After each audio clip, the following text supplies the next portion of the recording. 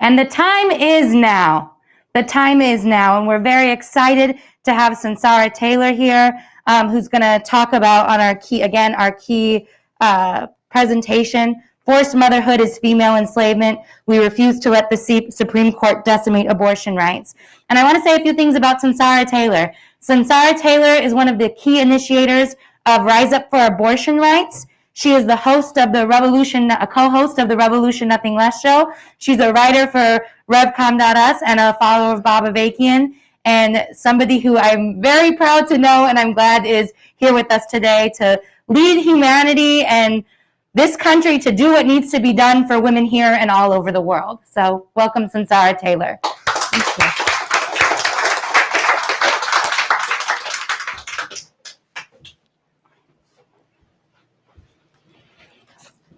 All right.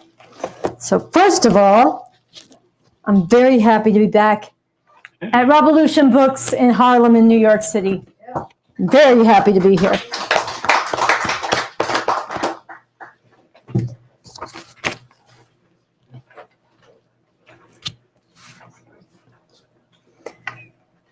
So close to 10 years ago, at a rally that I led at Union Square for abortion rights here in New York City, a woman who was just walking by stopped and listened for a while.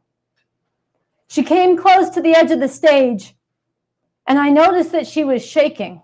So I went over and I talked to her.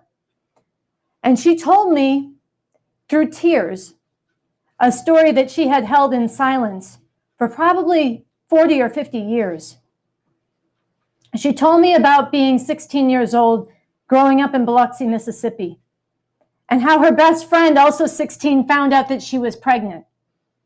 Her best friend, her family was Catholic, and she was so ashamed, and she especially didn't want to tell her father. Now, I want you to remember what it was like to be 16. I want you to picture your best friend. Think about the hopes you had, the dreams for your future. And now think about the isolation, the shame, the terror you would have to feel at 16 to go and rummage through your father's things. Look for where he kept his gun, take it out, point it at your head, and pull the trigger. This is what this woman's best friend did. This is what it means when abortion, legal, safe abortion, is criminalized and not available. And this is not the only story. That year, I traveled the country with other people, organizing people to stand up and fight against the growing, mounting assault on women's fundamental right to abortion.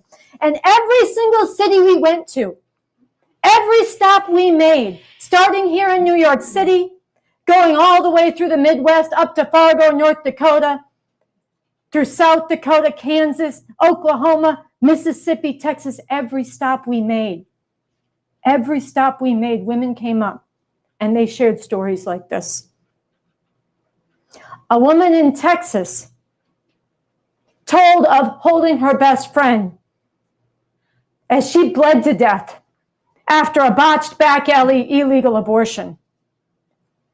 She told of feeling paralyzed with fear as the life left her best friend's body.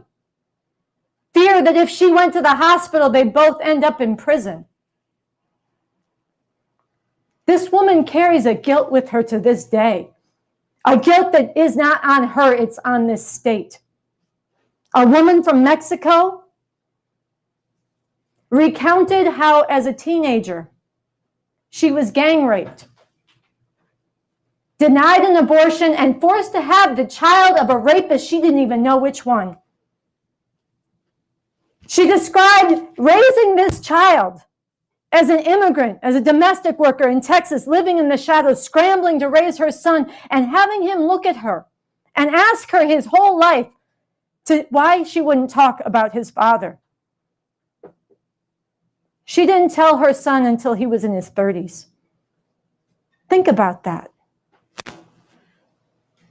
Another woman told the story of lying on a kitchen table in a filthy kitchen while a man she was almost certain was not a doctor molested her. And she laid there and endured it, just hoping that when he was done, he would provide the abortion she came for. Can you imagine being so desperate that you would climb up a dirty, dark staircase and stay and endure a sexual assault in silence because the alternative is worse? This is what it means when women do not have access to safe legal abortion. And these stories were not just in the past. We heard stories from teenagers in Oklahoma throwing themselves down the stairs to terminate an unwanted pregnancy. We heard stories from women in Jackson, Mississippi drinking Purell, poisoning their bodies, trying to get rid of something that was growing inside of them that would change and shatter their whole lives that they did not want. This was 10 years ago. And in the 10 years between 2011 and 2021, over 500 further abortion restrictions were passed into law. And things have gotten even worse with record restrictions last year. In Texas right now, abortion, there is a near total abortion ban. It has been in effect since last September. I was speaking to a woman, an abortion provider down in Texas a few weeks ago, and she told me, she said, Sunsara, you have no idea the level of atrocity going on down here. And she used that word, atrocity. She talked about girls who were brought into her clinic, victims of rape and incest, and women desperate to terminate their pregnancies they didn't want, who she had to turn away. And you could hear the desperation of these women coming out in this provider's voice. You could hear the tears in her eyes as she shared this. Atrocities. These are things that shatter lives, and they radiate through a lifetime and across the conditions of all women. Now, I want you to think about that and multiply. Oh, I got another story. Before I go to multiplying, I want to tell another story. I read this story of a woman who was a drug user on the eve of being sentenced to a 5-year prison sentence.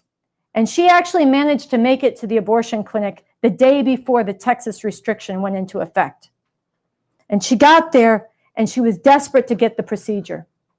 She already had 3 children at home and she did not want to have another child in prison. But in Texas, there's a mandatory 24-hour waiting period. And so by the time the waiting period was over, the law was in effect and her procedure was no longer legal. This woman, when she heard this, she dropped to her knees on the cold tile floor in front of the doctor and she begged. She begged the doctor to do the abortion. Now think about that. I mean, have you ever dropped to your knees in front of total strangers and begged? Think about what has to be going through your life, through your emotions, through your mind to drive you to that. And this woman was turned away. She was not able to get that abortion. And think about the violence of that. Think about the barbarity of that. This is what it means when there is no access to safe legal abortion. And now I want you to multiply. I want you to multiply that story by 6 million. That's how many women of childbearing age there are in Texas right now who don't have access to meaningful legal abortion. But I don't want you to stop there. Multiply it by 100 million. That's the number that NPR estimated, the number of people in this country who will lose the legal right to abortion overnight if Roe v. Wade is overturned. Something that the Supreme Court of the United States is actively weighing right now. 100 million. If Roe is overturned, more than 20 states already have laws on the books that would immediately ban or severely restrict abortion. 41% of women of childbearing age in this country will lose the nearest abortion clinic. Nearly every state in the South and most of the large parts of the Midwest. Now, I want you to think about the women's lives that will be foreclosed, the dreams that will be shattered, the women and girls who will be forced to drop out of school, the women who will be trapped in abusive relations, the women who will be driven into poverty or deeper into poverty. I want you to think of the insult and the humiliation and the isolation and the shame that will be inflicted on women and girls. I want you to think of the fear, no, really the terror that will hang over the lives of all women and girls, because all of them will know that that could be them. Someone else is controlling your body in its most intimate dimensions. Someone else is controlling the most important life-altering decisions of your life. Someone else can even decide to sacrifice your life for the benefit of something growing within you. And in this case, that someone is the state. The laws, the courts, and yes, the prisons, the state, and the supreme decisions that are being made by a pack of fanatical, theocratic Christian fascists on the court. Really think about it. Forced motherhood is female enslavement. Now, sometimes people look at this anti-abortion movement and this whole momentum behind it and they scratch their heads. And they say it doesn't make sense.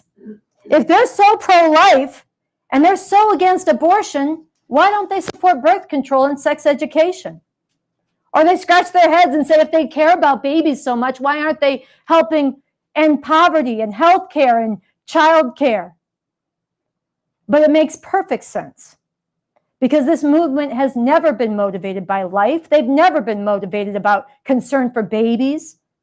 They are motivated by the fanatical drive to control and subjugate women. That is their aim. And it does make sense. And they are also about ending birth control. They're out for revenge at all the ways that women have gotten out of place in their view in the last several generations. They want to slam this backwards. And this theocratic movement is aiming for the rights of LGBTQ people, to strip them away and slam them backwards too.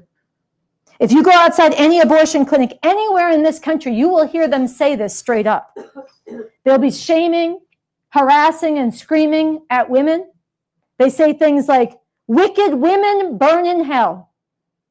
God hates gays." They quote the Bible, one of their favorite passages, women should submit to their husbands as their husbands submit to the Lord. And they recite this prayer, "Lord, please break this curse of independence that has afflicted women." Some of these fascists don't even talk about women. They just refer to host bodies.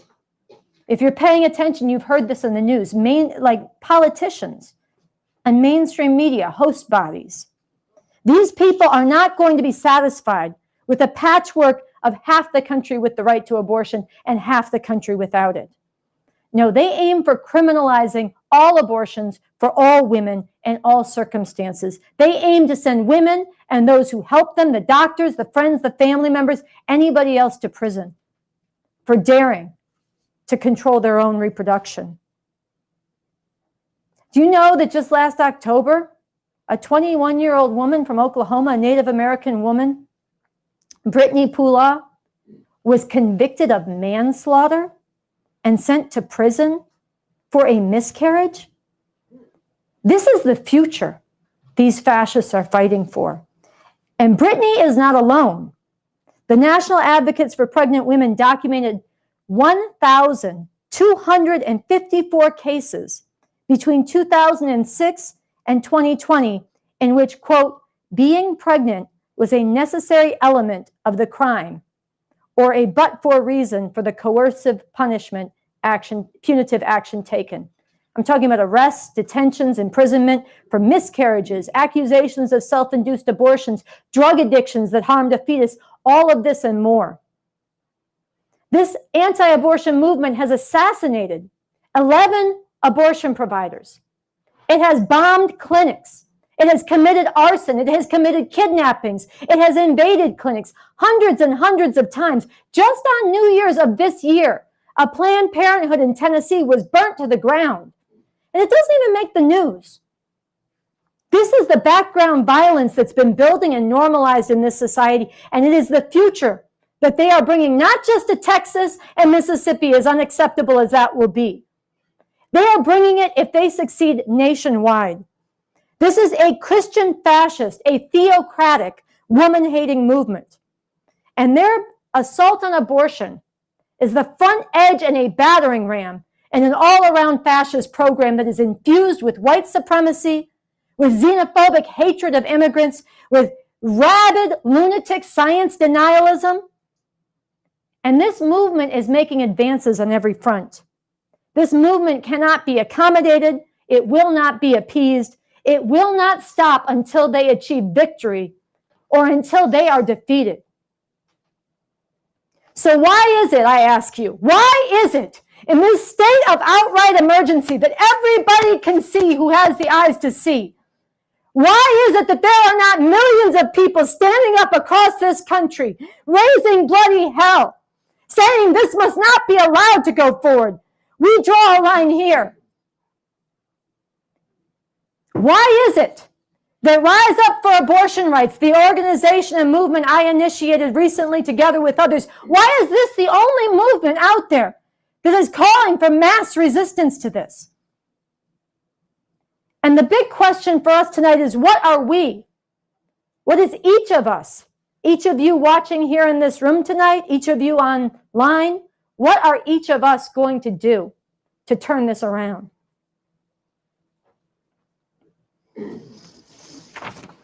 One big reason that people are not standing up right now is they are being misled by the so-called leaders of the so-called women's movement.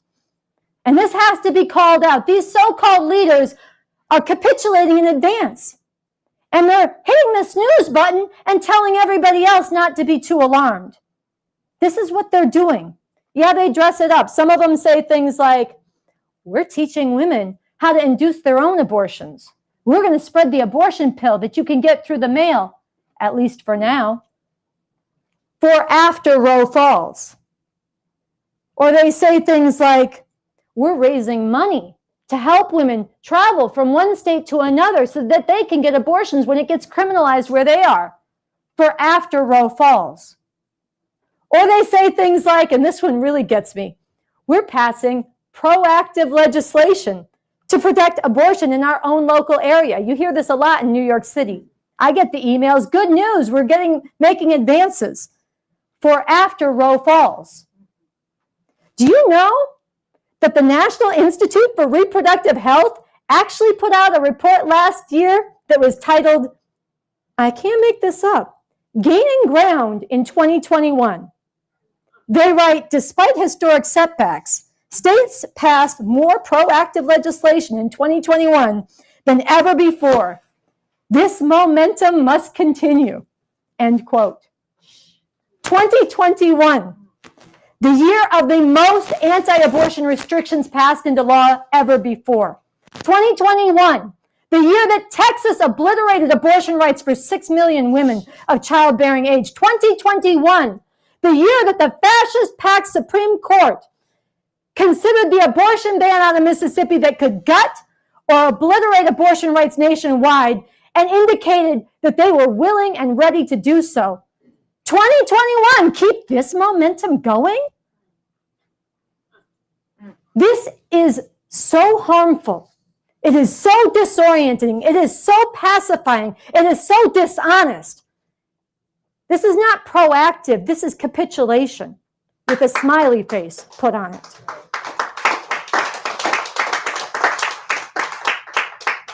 Now, I want you to think about the situation of separate but so-called equal that was enforced on Black people in this country for generations.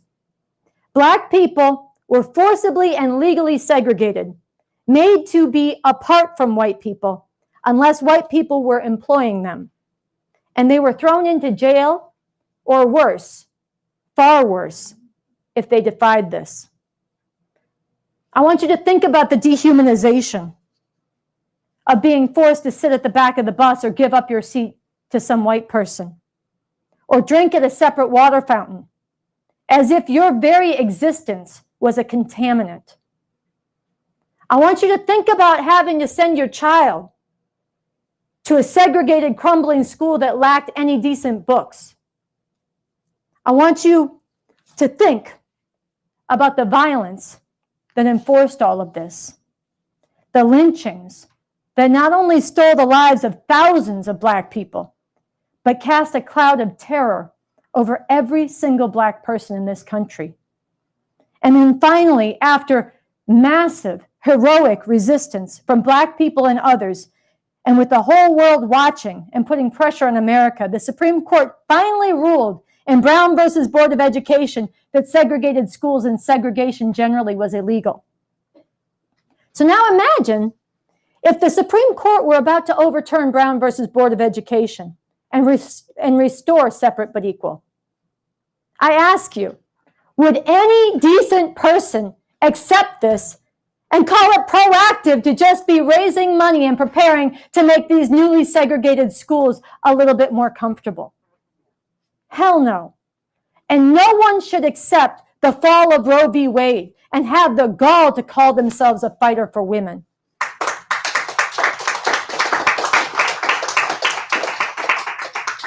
These so-called leaders of the so-called women's movement are so enslaved to this system that they are willing to enslave women.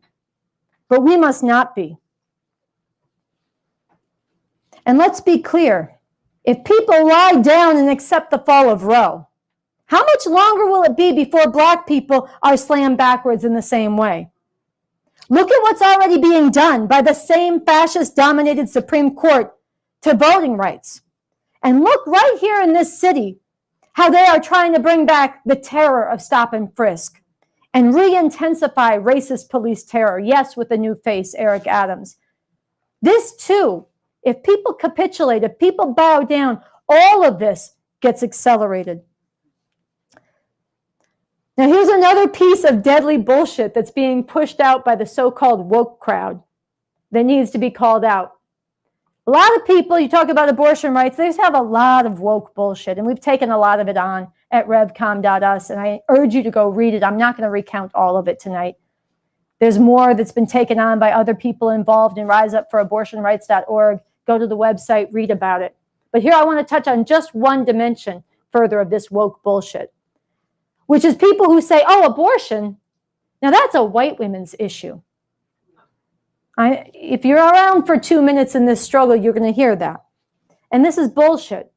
We have to be clear. Already Black women and other women of color are hit the hardest by the anti-abortion restrictions that are already in effect.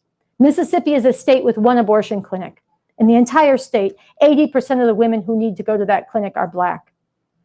Black women live disproportionately in poverty, have disproportionately poor access to sex education, decent birth control, and basic health overall.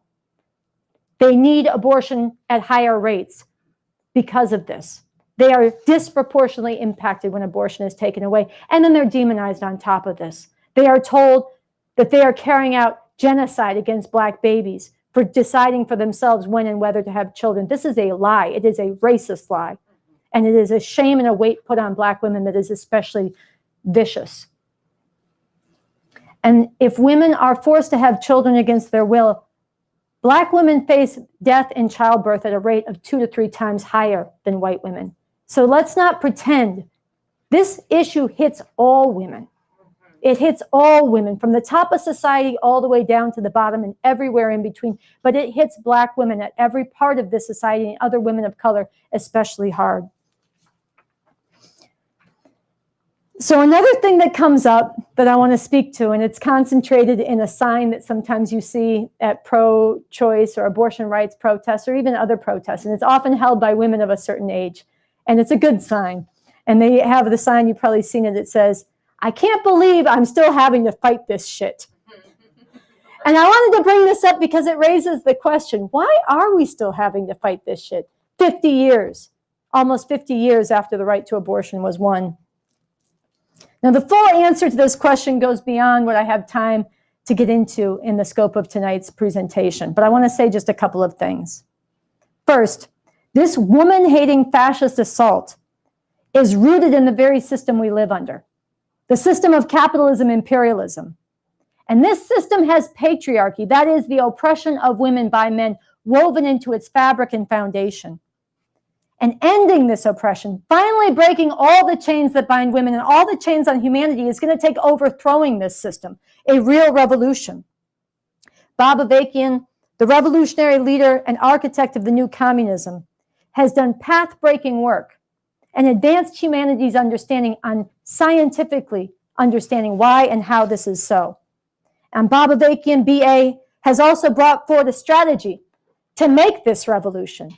And he's forged, as Emma said before, a concrete vision and blueprint for a new socialist society, a far better liberating society that would replace this one after the revolution. And Bob Avakian is actively leading now in advancing the fight for revolution in this era. And here I want to read something that is a hallmark from Bob Avakian and his work. It's from his book, Basics. And it gets to the heart of what this whole question involves. It's Basics 322. It's a great book. You should get it. You cannot break all the chains except one. You cannot say you want to be free of exploitation and oppression, except you want to keep the oppression of women by men. You cannot say you want to liberate humanity, yet keep one half the people enslaved to the other half.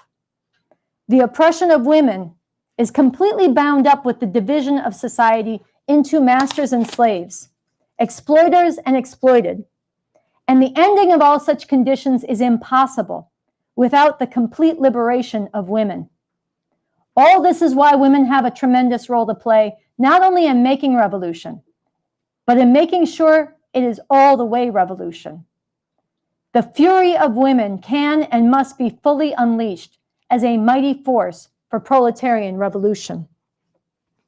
So tonight, and as we go forward in this struggle, which I am challenging and counting on each and every person listening tonight to become part of, I am going to invite and challenge you to dig into the work that Bob Avakian has done, to go to the website revcom.us and get into this and other works he's put out, and to read revcom.us and watch the RNL, the Revolution Nothing Less show, which I co-host with Andy Z every week, where I and other followers of Bob Avakian bring alive and dig into the burning question of the liberation of women and the fight around abortion, as well as other burning questions of the revolution every single week.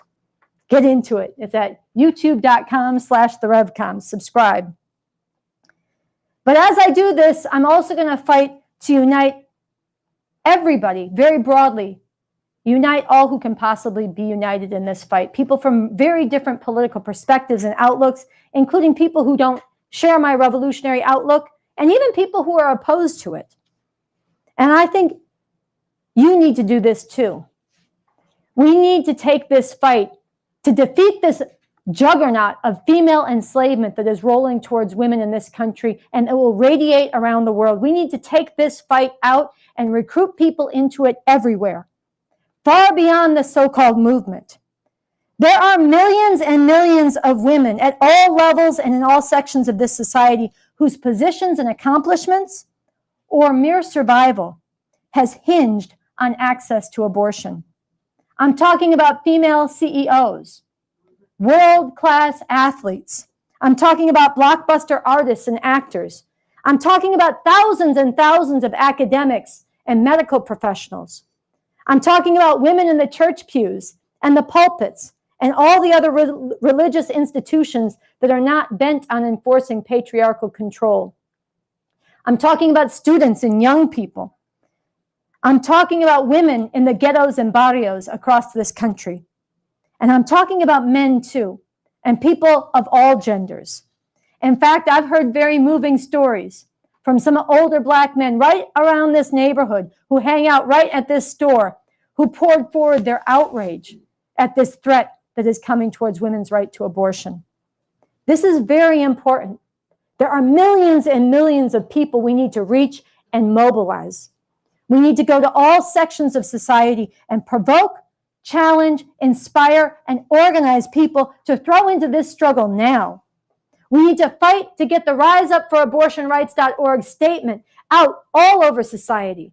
And we need to use every day between now and March 8th to build for and organize people to come out and fill the streets on March 8th, International Women's Day. Here in New York City, it will be 3 p.m. at Union Square, and there's other rallies being planned around the country, and we need to turn the city out. We need to be there and gather others to declare we refuse to let the U.S. Supreme Court deny women's humanity and decimate their rights. Abortion on demand and without apology. We need to fight to make these protests so massive, so determined, and so filled with the fury of people who refuse to bow down that they are powerful enough to wake up and shake millions more people, to then join us in the streets in even greater numbers in the days and weeks to come. We need campuses walking out. We need people speaking out in the arts and the sciences. We need to be filling the streets, not once in a symbolic protest and go home, but relentlessly and in growing numbers until we make clear to the fascists on the Supreme Court and everywhere else throughout society that if you try to take this right away, your society will be prevented from functioning at all. So like Lori Sokol said in the video that we began with, if not now, when? And if not you, who? And don't tell yourself it cannot be done. Look down in Mexico. Look at the fury and the fierceness of the women who stood up relentlessly, over and over and over again, pouring forward their outrage and their refusal to submit to the criminalization of abortion, and watch how that fell.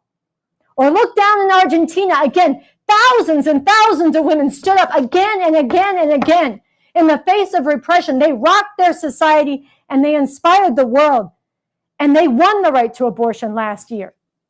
And look in Poland as well, where some of the most heroic, courageous women have stood up and rocked that society, filled the streets with fury, defied the church and the state. And no, they haven't won yet. But that fight is not over, and because they are standing up, there is still a chance to win it. That's what we need here in this country. And don't tell yourself it can't be done. Think about where you were on May 27th, 2020. Where were you sitting in your bedroom, where with your friends, doing whatever? If somebody had told you then that within a matter of days, a police station would go up in flames and thousands of people, including thousands of young white kids, would be sitting down in the street in defiance of a curfew enforced by National Guard with tear gas, rocket cannons, the noise cannons, tear gas, noise cannons, rubber bullets and the rest, refusing to leave. If somebody had told you that was going to happen in a few days, would you have believed it? If somebody had told you that across this country, including in deep red rural areas that were almost entirely white, millions of people would be filling the streets chanting Black Lives Matter, say his name, George Floyd, would you have believed them? If somebody had told you that so many people would be in the streets that bloated bag of fascist feces, Donald Trump, would be driven to cower in a bunker, and that even after he brought out his military and Black Hawk helicopters to clear Black Lives Matter Plaza in D.C., that people would come back again with heroic defiance, if people had told you that on May 27th, 2020, you wouldn't have believed them. But it happened. It happened because people saw what was done to George Floyd. They saw what was done to Breonna Taylor, and they knew that it was the same story of what happened to Sandra Bland, what happened to Nicholas Hayward Jr., what happened to Malcolm Ferguson, what happened to Oscar Grant. They knew it was a common experience, and they couldn't take it anymore, and they got out there, and they didn't wait for permission for those who had crowned themselves the leaders of the so-called movement. They got out there, and they stood up, and they rocked the society in a way it needed to be rocked. And the same can and must be done now. We have to be the ones, not to wait for the horror to grow worse, but to go out there and make people who are sleepwalking right now confront what is happening. Let them know, shake them and wake them up, and get them to mobilize everybody they know and be all out for March 8th. And we need to do this just like 2 years ago, without the permission and over the heads of the so-called movement. So I end with this. There is a ticking time bomb of female enslavement that is set to be detonated by the Supreme Court in a matter of months. There is no hiding from it. And the choice that each of us has to make is, are we going to confront it? Are we going to fight to change it? Are we going to rally and wake up everybody we can to join us? Or are we going to let it explode and shatter the lives of millions and rain a cloud of shame, suffocation, humiliation, and enslavement over generations of women and girls? Don't waste another day. Seize today, tomorrow, and every day between now and March 8th to turn people out. And join Lori Sokol and myself and others at St. Patrick's Cathedral on February 27th for a speak out to shatter the silence and the shame and to put it on the line, including nonviolent civil disobedience, to make clear the stakes and galvanize others. Join in whatever ways and every way you can. Give your funds, give your talents, give your networks, give your creativity, give your time and your courage. Now is the time. I want to close with the words from the Rise Up for Abortion Rights statement. Now is the time to hold nothing back. Now is the time to rouse thousands and soon millions in struggle so that we can look every woman and girl in the eye with the promise, in word and deed, that they will have a future as full human beings, not incubators. Now is the time to stand up together as if our lives depended on it, for in fact they do. Let us rise together. Let us refuse to let the Supreme Court deny women's humanity and decimate their rights. Let's fight and demand abortion on demand and without apology.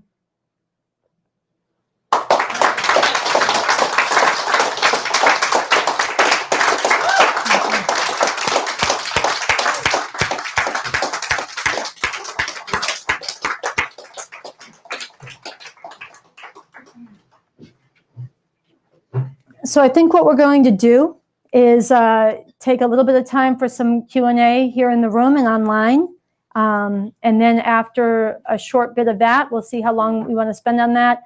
I'm going to invite Chantal to come up and give some remarks about how we're getting organized. She is a leader in this movement as well, who came out with me from Los Angeles to organize here. So you're going to get a treat when we get to that part. But I'd like to just invite people. I'm going to take a seat. Invite people. I gave you a lot. Carve in where you want, but let's be really honest, and don't hold back if you have a tough question, something that's nagging at you, and especially people who are newer. I'd be very give some priority to that. And if you have big ideas on how you want to throw in with this, let's hear those as well.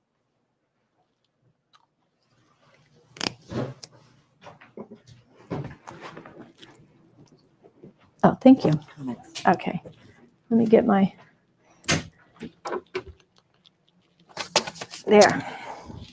Got to have a paper.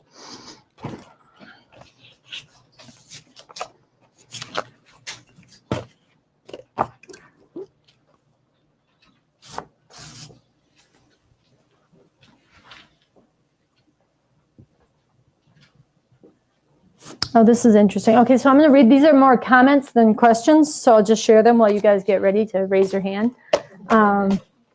One person wrote, "Powerful, everyone needs to hear this."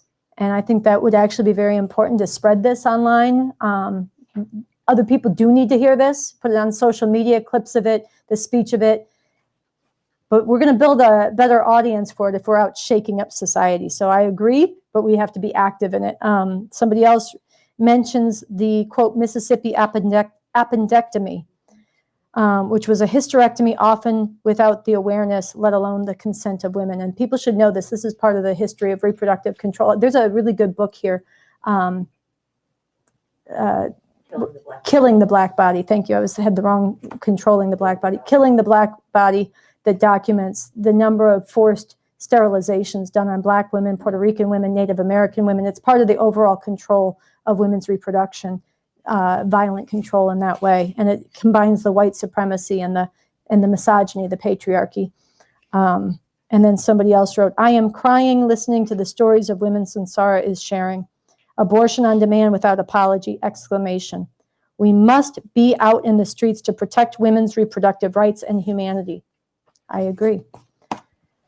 So, who wants to break the ice here? Yeah. Wait for the mic. So, as we all know, our goal is revolution, and the Coalition Rise for Abortion Rights is a coalition, and we're like the only group in the country calling for revolution. So, how does this square with our how does it square with our goal exactly? Okay, so in case, I don't know how the mic was working for the live stream, but the question was, Rise Up for Abortion Rights is pretty much the only movement, and it's a coalition calling for people to rise up in the streets to defeat this assault on abortion rights and on women. At the same time, myself and the questioner, who's got a beautiful BA Speaks Revolution Nothing Less t-shirt on, are RevComs. We're members of the Revolutionary Communists, followers of Bob Avakian, who come at this from the perspective of fighting to prepare for and lead an actual revolution to overthrow this whole system. So how do these two things fit together? Is that your question? Yeah. Okay. Are there other questions? I wouldn't mind getting a couple in the room. If there's more, I will speak to that. I will remember that.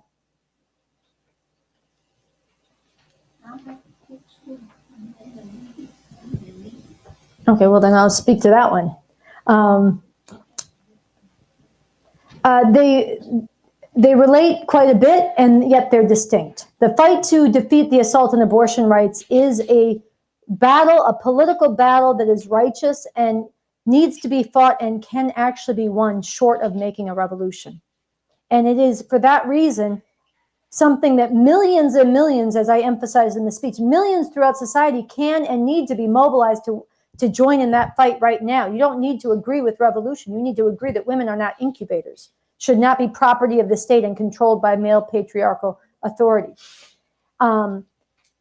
And different people will come at this fight in different ways. They'll want to improve democracy. They'll want to, just get back to their lives and be able to take this right for granted again. They're going to have different motivations. We, the RevComs, come at this fighting to unite all who can be united. Everybody should be in this, very much so. But we're coming at it with the understanding that the source of this oppression, the oppression of women, thousands of years of oppressive tradition and chains rooted in patriarchal and rooted in class divisions, all forms of class divided societies, including the one that we live under now, capitalism, imperialism. And that to end patriarchy, to end the oppression of women, the terror, the rape, the stalking, the degradation, the abuse, and the control over women's reproduction is going to require overthrowing this system and getting beyond the thing that is a basic economic unit and social unit of this system, the patriarchal family. I mean, you think about it, kids either eat or starve based on whether their parents can take care of them. They go to a good school or a shitty school based on their parents. It's a family. It's how property gets inherited and handed down. It's how wealth gets inherited and handed down in this society. It's how social status gets handed down. To get beyond the patriarchal family, where women are then burdened with the child care and subordinated to men, you need to get beyond the system of private commodity relations and capitalism, where you need to get to a society where people really do what the communist credo is, from each according to their ability, to each according to their need, and where children are collectively cared for, not that they don't have individual relations with parents or loved ones, but their well-being is the responsibility of society as a whole. So we're fighting for a full revolution, and it's linked to ending other forms of oppression too. But you're not going to have a revolution if women, half of your society, are subjugated and enslaved, and everybody capitulates to that. So we're very much want to strengthen this fight, both because of the horror it will bring, but also because when people stand up and lift their heads and struggle, they start to ask big questions. Why are we, like the sign says, why are we still having to fight this shit 50 years later? What is it about this society where this right is continually under assault? Is it human nature? Is it the nature of the system? Big questions get thrown up, and we're going to be out there contending and helping answer them, and fight for more and more people to realize we need to overthrow the whole system. And we'll be recruiting and organizing people into this revolution. Just like other people should be in it, recruiting and organizing people into their vision of the future. And all of us need to recognize that none of those visions are going to be possible if we let this Christian fascist theocracy roll over us all. So we come at it with that perspective, but we also unite with people and encourage people to come into this broader fight for abortion rights from their perspective with their full program and ideas, and advocate for them. And we'll debate it out, but we'll stand shoulder to shoulder in the struggle. So I hope that speaks to your question. Okay, here's a question. Where should we concentrate our organizing? What sections of people, since leaders of the mainstream organizations seem impenetrable? Okay, I want to put this question to the room as well and to people watching, because this is a problem we're going to solve together, honestly. And we need, this is partly, if there's one thing most of all I want to accomplish with this presentation tonight, it's not one thing, okay, I'll be honest, a couple things. But it's one to just call bullshit on the zombie-like sleepwalk that so many people are in right now, that we're not about to go over a fucking cliff. An absolute horror show of female enslavement. And people need, just because everybody else is in a daze right now and ignoring it and sleepwalking, don't let that pacify you. Don't be like the bystander effect. No one else is doing something, so I won't. No, we've got to be the ones who see the truth and wake others up. That's number one. And number two, precisely because of how monumental, how big a shockwave this is going to be throughout society, how many millions and millions of lives are going to be impacted by this, that is moving the ground underneath us. People's lives are going to be changed by this one way or the other, regardless of what we do about it. They're going to be changed. So that means if we do get out there and fight for people to stand up, there is a massively increased basis right now for people to hear it and to respond to a fighting program, because the ground is shifting underneath them, whether they acknowledge it or not. And so partly what I want to inspire here and get all of us working on is, how do we reach and move people who can be levers to thousands and tens of thousands and millions? Not just this, forget about it. Seem impenetrable. Mainstream organizations don't just seem impenetrable. They are organized to do something different. They are organized and they're doing harm. So we have to go out, and I'll say something more about that, but we have to go out beyond them. We have to go to the people who can influence. We need to go to the people with big resources. We need to go to lots of people with little resources and get them on a mission to do what they can do as a whole, that's just as impactful as an individual with big influence. We've got to go from the top and the bottom. Students and young people, we've got to be all over the campuses. Young people should not accept a future of female enslavement. This should not be acceptable. It's more important than anything else you're going to be doing right now. And we got to go and tell people the truth, and then we got to get them creative in thinking about it. And it has to be really focused on March 8th, right now, because that's what you do. You bring everybody together in one powerful outpouring. Not because one powerful outpouring is going to make all the difference. It's got to be a relentless fight. But one powerful outpouring can start to crack the dam and break up the ice sheet that's on top of society, that's sitting, that's keeping everybody, underneath it, looking through the foggy ice, not really realizing what's happening. We got to crack it open and let it flow. That's what we're trying to do March 8th. Everybody should be there. We need prominent people there. We need writers there. We should have academics should go on a mission. We've got a number of academics who've signed the statement. They should get hundreds and hundreds of other academics throughout their department, throughout their field, across the country. People should assign their students extra credit to come out and hear the speak out. Write a paper on it. Come hear the speak out on February 27th. And their students are going to get their minds open. Some of them are going to say, holy shit, I got to be involved in this. Some of them will get a little extra credit in their paper and they'll talk about it. But some of them are going to get involved. There's a lot of different ways. People got to use their platforms in big ways and small ways. And I just think here we need all cylinders firing. Everybody here knows somebody who can reach others. And you're going to have to go fight for them to wake up and shock them. I'll tell you, this person who wrote that they were crying about the stories is not somebody who doesn't know what it was like. I mean, I happen to know who wrote the thing because they put their name on it. They lived before Roe. They're in the medical field. They have some familiarity with this. But they too, just like I do, just like you do, we need to actually we need to like peel off the numbing effect of what's around us, and we have to see it for what it is, and then we have to go do that to other people so that they will be on fire and on a mission with us. So anybody in the room want to make a comment, question? I mean, we got one. I thank you for that. The other thing I was going to say on this, the mainstream organizations seem impenetrable, and I think this is worth just taking a moment on, is that right now the Democratic Party is like paralyzed to do anything about this fight. They're not the fascists, okay? They're not the same as the Republicans and the fascist theocrats. But they also are part of this system that has patriarchy woven into it, and their system is in deep crisis right now. B.A. Babavakian did this major new work called Something Terrible or Something Truly Emancipating. Profound crisis, deepening divisions, and the looming possibility of civil war and the revolution that's urgently needed. It's a basic, necessary foundation and a basic roadmap for this revolution. And he gets into the amount of crisis the system is under. And part of what that means, and the deepening divisions and the looming possibility of civil war, and part of what that means is the Democrats are actually not able, the rulers are not able to hold the society together the way it's been for almost 150 years. And the fascist Republican Party is ripping up the contract. They're blowing it up. They're like changing the rule of law. They're obliterating voting rights. They're obliterating the peaceful transfer of power. They're mobilizing fascist mobs and violence to threaten not only abortion clinics, school board meetings, health officials, all of this, and they're preparing to steal and secure power in the next major election and never let it go again.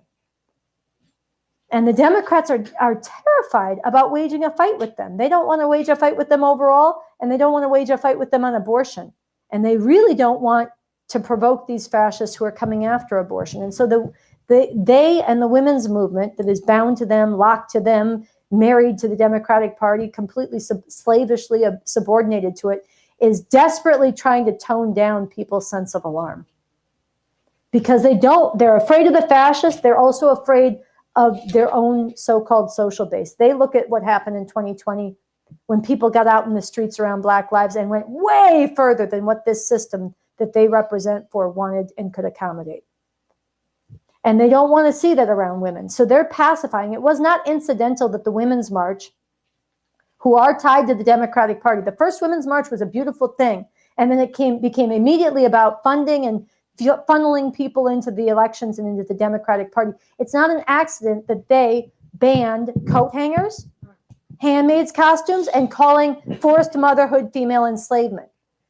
Because if you say how bad it's going to be, then people are going to look at you and say, why aren't you fighting it? And they don't want that fight. They don't want that fight. The Texas abortion ban went into effect and they went silent.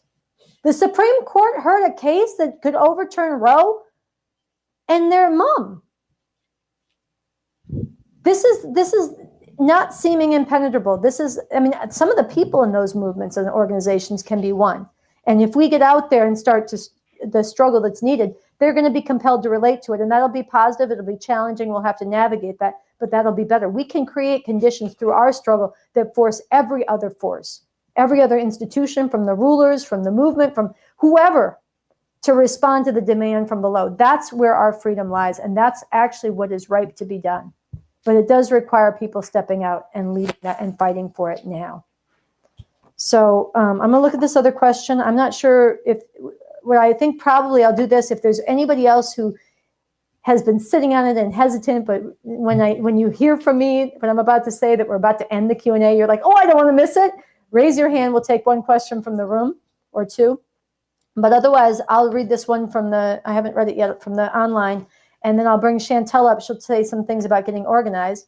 And we'll break up and we'll talk a little bit informally. And people who are watching in groups, I know there's organized groupings around the country, break up and strategize and make it an organizing time where you are. And if you're on your own, write into info@riseupforabortionrights.org. It's the number 4, info@riseupforabortionrights.org with your ideas, your plans, your donations.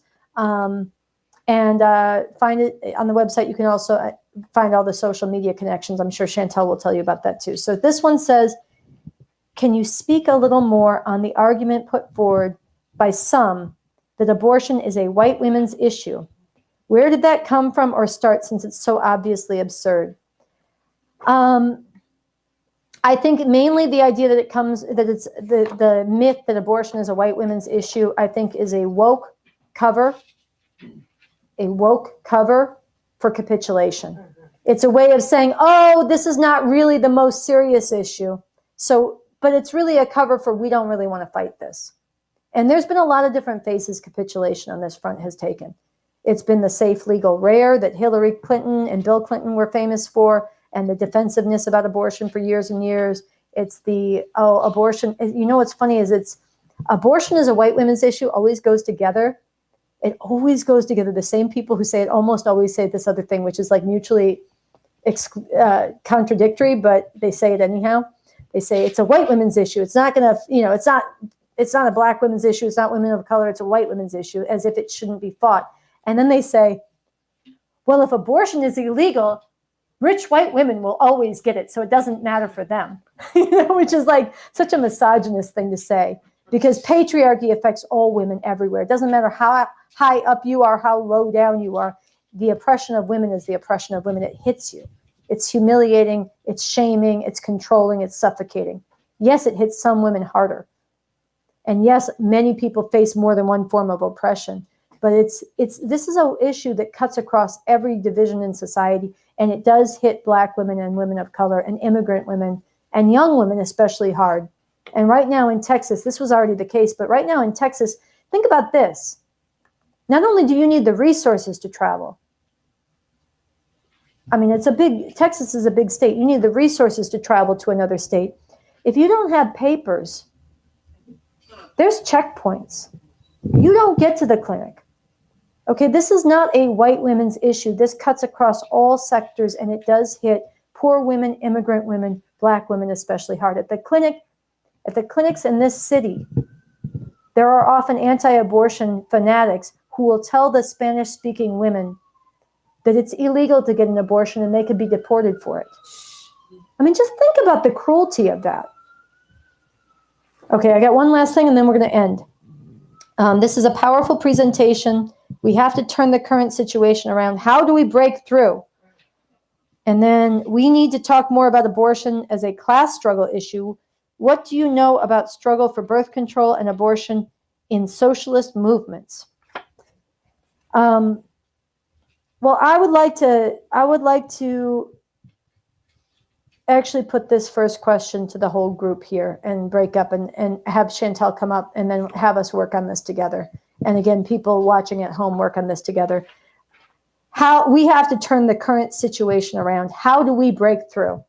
And I will say this much, we break through by telling the truth, by getting out there, raising hell, by not accepting no for an answer.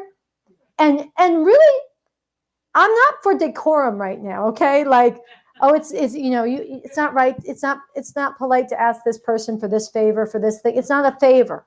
We have to bust down every door we possibly can. We're doing them a favor to give them a chance to stand up before it's too late. And we're doing humanity a favor. And so we have to open doors. We have to shake people up broadly in society, among influencers in society, among people who can give big money in society. And we have to figure out the ways creatively together to go out and get those, not aiming for those we can reach, but aiming to reach the people we need to move millions. So that's how I would like to end it. The other question about socialism and birth control, I would invite you to read the Constitution for the New Socialist Republic, authored by Bob Avakian. It's an extraordinary, liberating document on this. And there's more we could get into about the struggle today. But really, I would say let's write that history going forward by waging this fight. And for those of us who are part of making revolution, let's wage this as part of lifting people's sights to that and winning them to bring this whole system down in a better world into being.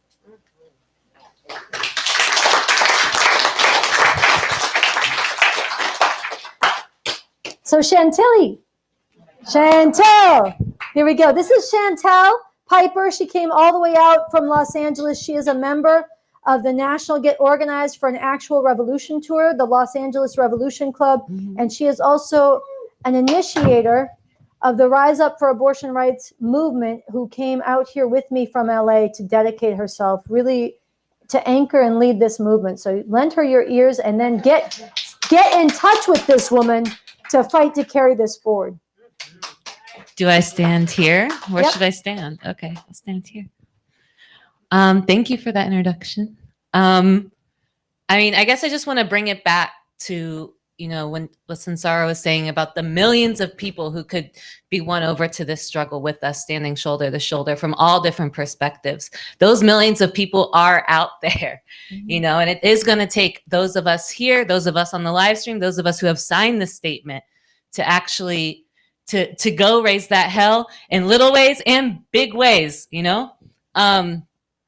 that there is potential to achieve these millions.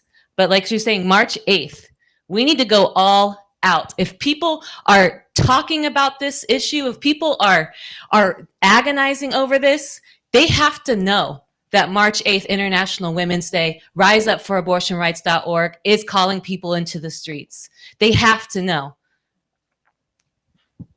And right now, there needs to be a massive focus, a huge leap, a breakthrough on March 8th.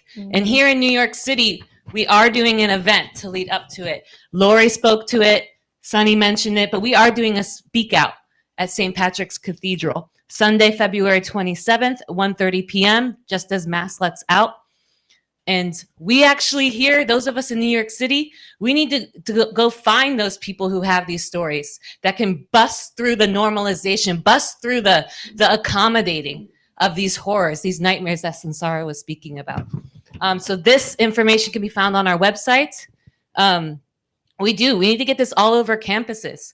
If you're a student, take this to your student orgs, chalk on your campus, make announcements in your class, put it on message boards, organize walkouts. Students are doing that. They're recognizing the need, the power you have if you organize your whole class, your whole school to walk out. March 8th is a Tuesday. We are calling on people to disrupt their daily lives, to take a stand, to rise up for abortion rights. That is what's needed. This movement needs moms emailing other moms, needs dads emailing other dads, needs parents talking to their children about actually what this means. This is their future, and guess what? The youth know how to use TikTok. We need the youth doing things on TikTok. Email us those ideas. This movement needs street artists, graffiti artists, visual artists, musicians, actors, everyone using their art, their platform to actually put forward March 8th, to have people join us in the streets. Someone, send them a message, make that call like Sunsara said. This is not the time to hold back. This is not, I'm keeping this in my back pocket for a later day. This is whether women are going to be enslaved or full human beings. Athletes making statements. Wearing our merchandise or a sticker at the game or during a press conference. Who do you know? Can you go to the game beforehand, slip this to it at the Grammys or whatever's coming up? We need nurses and doctors, caregivers, writing letters to other nurses and doctors. We need them outside saying why, making statements, holding a press conference, why they're calling on people to rise up March 8th nationwide. And all these things, people will start seeing it happening. Not just one of these single things is going to be the winning ticket, but all of these things combined creates the ferment, the situation where people are seeing each other rising up and doing it within their daily lives, wherever they're going, their school, their work, their religious organizations, pastors, whole churches, synagogues, other religious organizations need to be out in the streets March 8th. And anything you can think of, email me at info@riseupforabortionrights.org, DM us on social media. I'm not sure if they're going to put that on the screen or not, but all that information can be found on our website. And donate. Honestly, if we're going to need thousands and thousands of dollars, just stage and sound equipment here in New York City alone is going to cost $10,000, $20,000 for each of these events. We need posters up on every wall in this city. That's going to cost $10,000 to print and put up. You know, so if there's a donor watching online here in the room today that can give $5,000, give it. If you're someone who can give $5 right now over Cash App or cash, pass the bucket around. I think there's a bucket somewhere back there if someone wants to do that. We have a bucket. Pass it around. Donate on Cash App at Rise Up for Abortion. And, you know, if you can't give now, you know people who can. Who's that person that you know that could give $1,000? Now's the time to make that call. You know, who's that who? Also, how are you going to be able to raise funds for this? There's someone that actually DM'd me saying they're going to hold a bake sale in Seattle. That's awesome. Do a bake sale in Seattle. Spread the word and encourage people to come out March 8th with you. You know, so more of these things need to happen. More fundraising. What are your ways to raise funds? Email us, DM us. And I think that's it for my part of the presentation. So let's raise some hell. Let's get everyone in the streets. And New York City really does need to show out. We need to rock this whole country, show everywhere else what it's like to rise up for abortion rights and how good it feels to actually be in a fight. This fight is winnable, you know, if we dare. So let's go. Yeah.